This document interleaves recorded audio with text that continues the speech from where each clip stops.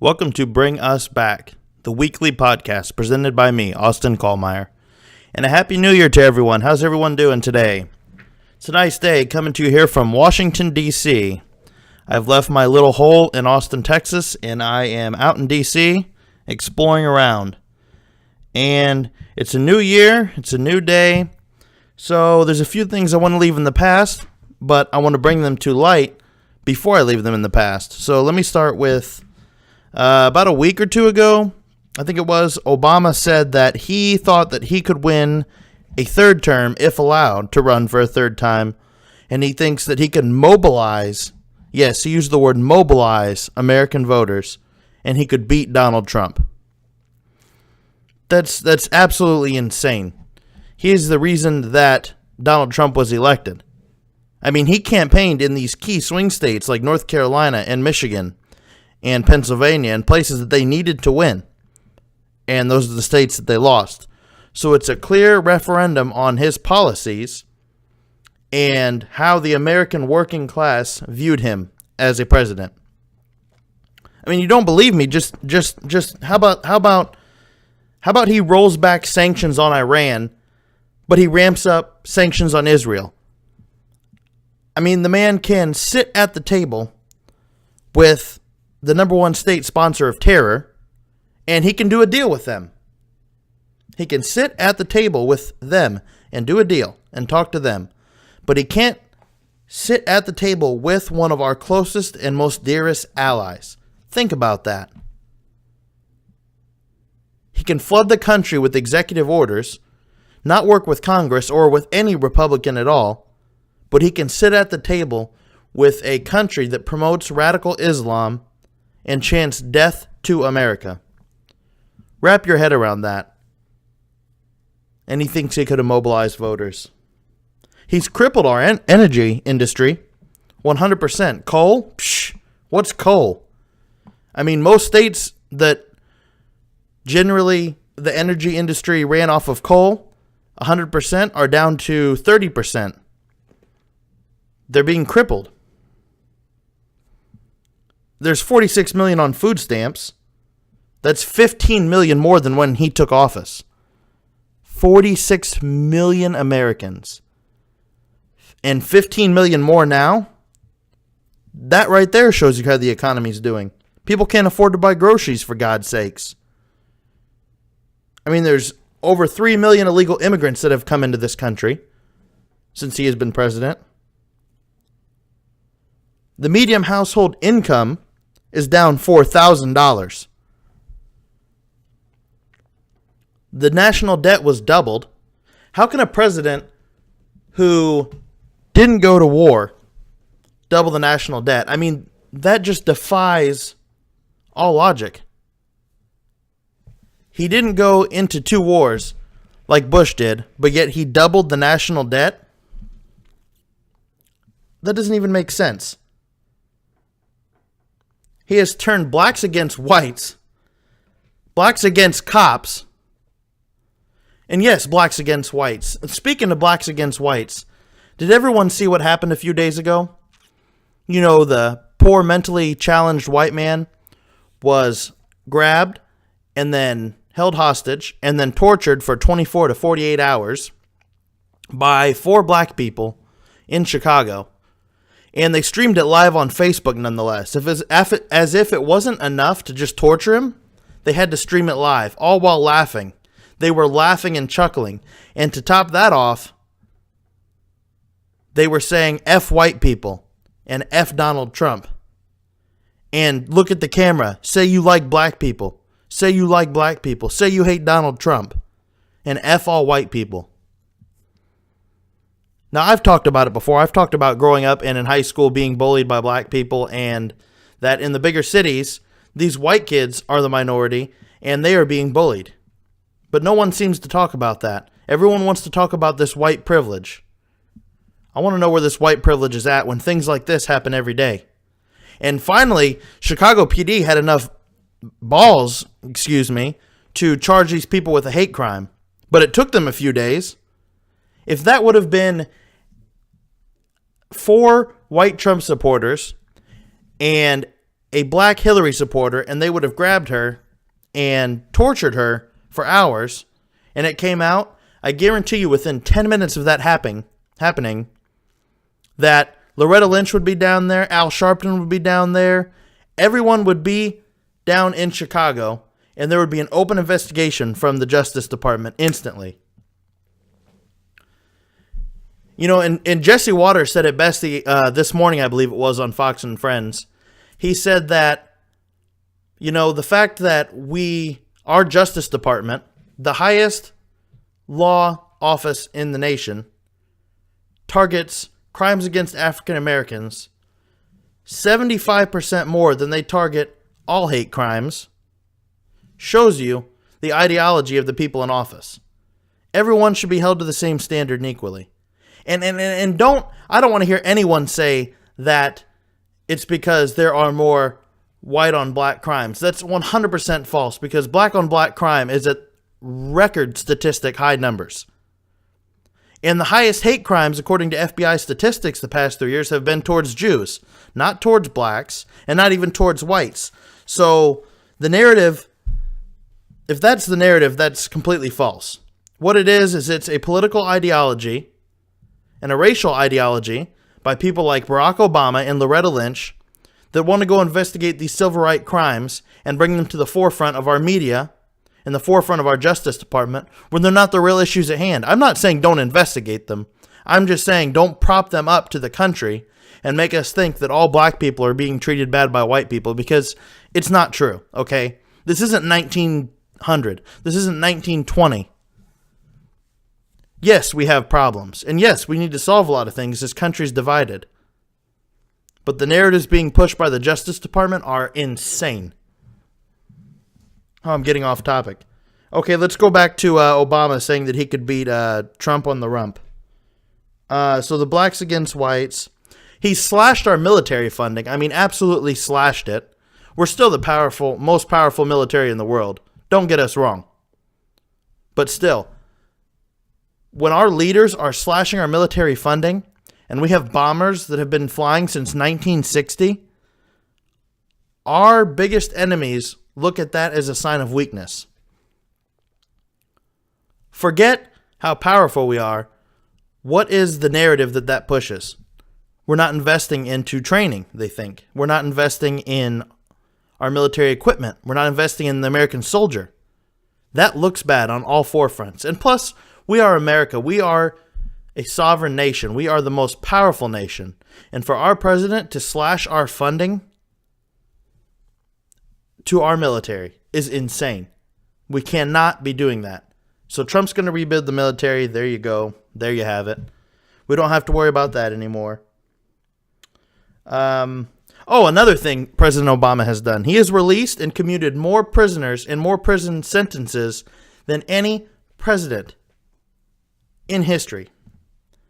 He has released the thugs into the streets, as if there wasn't enough that he was mobilizing already with his rhetoric, dividing people apart. Releases prisoners into the street, lets illegal immigrants flow in. He paid Iran ransom. What about that one? What about the paid Iran ransom with a duffel bag full of money on the airport in the dark, all sneaky like, no markings on the plane, show up, fly in at 4 a.m. in Iran. Let me just give you this little duffel bag here. And then what about that? There's no trust in this president, but he could win a third term. He has no morals, but he could win a third term. And everyone called Steve Bannon, an anti-Semite. Forget that. The real anti-Semite is Barack Obama, with the policies that he secretly pushed forward in the UN against Israel, and the way he turned his back to Israel over the past 8 years. But yet his pundits can call Bannon an anti-Semite, but they can't call the clear and blatant disrespect towards Israel anti-Semitism. The Jewish state, our best ally, some of the best special fighting forces in the world. The only democracy between the West and the Middle East. How was that not anti-Semitism? Answer me that question.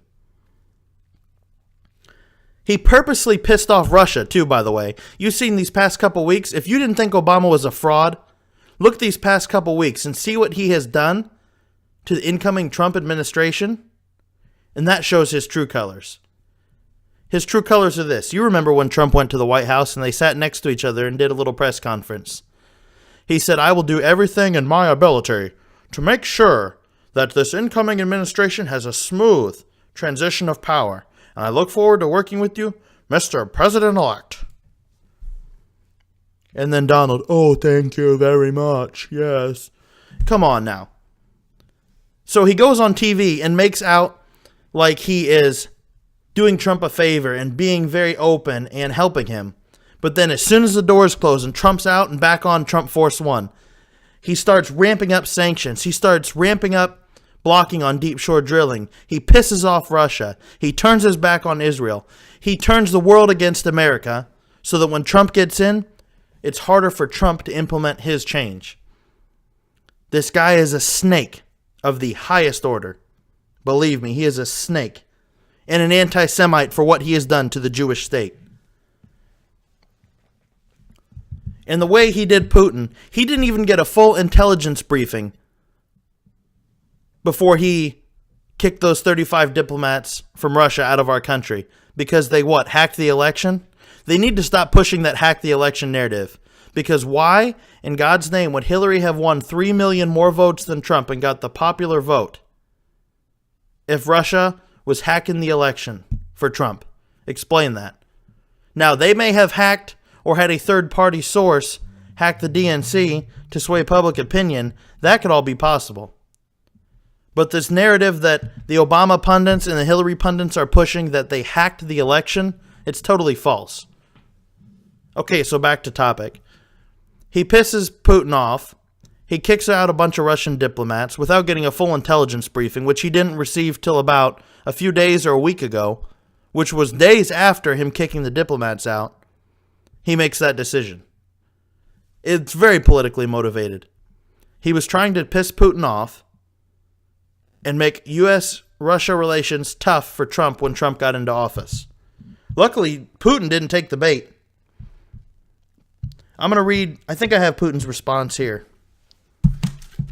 Here it is. I'm going to read Putin's response. "We regard the recent unfriendly steps taken by the outgoing U.S. administration as provocative and aimed at further weakening the Russia-U.S. relationship. This runs contrary to the fundamental interests of both Russia and the American people. Considering the global security responsibilities of Russia and the United States, this is also damaging to international relations as a whole. As it proceeds from international practice, Russia has reasons to respond in kind. Although we have the right to retaliate, we will not resort to irresponsible kitchen diplomacy, but will plan our further steps to restore Russian-U.S. relations based on the policies of the Trump administration. The diplomats who are returning to Russia will spend New Year's and the holidays with their families and friends. We will not create any problems for the U.S. diplomats. We will not expel anyone. We will not prevent their families and children from using their traditional leisure sites during the New Year's holidays. Moreover, I invite all children of U.S. diplomats accredited in Russia to the New Year and Christmas children's parties at the Kremlin. It is regrettable that the Obama administration is ending its term in this manner. Nevertheless, I offer my New Year greetings to President Obama and his family, my season's greetings also to President-elect Donald Trump and the American people. I wish all of you happiness and prosperity." That is pure genius. You know, the pundits go out and they try to turn you against Russia and Putin. I understand we need to be firm with other nations, but the man is doing what he believes is best for his country, and obviously it's going to contradict what's best for our country. Now, Americans need to grow up, and pundits and people in the media need to realize that's what Russia has always done. That's what Russia is going to do. Now, you can do one of two things. You can keep screaming about it, or We can fix our cybersecurity and our national electric grid. We know that's what Russia is going to do. And then we act surprised about it. Because they tried to influence public opinion on our election. We go into countries all the time and influence their elections. What about Egypt? What about Syria? What about Iraq, Afghanistan? We try to act like we are so innocent and our hands are so clean. When reality is, this is what nations do. They play games with each other. So to end this off, I just want to say that Barack Obama, if you think you can win a third term, fourth term, fifth term, fine. Keep thinking. Because we have this little thing called the Constitution. And it does not allow you to run again. Thank God. And if it did, you still wouldn't win. Because the reason Trump won was because of you. The American worker, the American people, were not going to vote in liberal policies to destroy our country any further. We're going to get back to bringing us back to making America great again. Barack Obama's legacy can be summed up very easily. I mean, he floods our country with illegal immigrants. He releases prisoners into our streets. He cripples our energy industry. And the working class, he cripples them completely. Ruins health care for all Americans. And he can make deals with our enemies, but turn his backs on our allies. That is the Obama presidency in a nutshell. And that's why he lost. That's why Hillary lost. And that's why it's time to make America great again. Thanks to all of you coming here from D.C. Have a great new year. We look forward to getting some more listeners and enjoying this next new year. Thank you.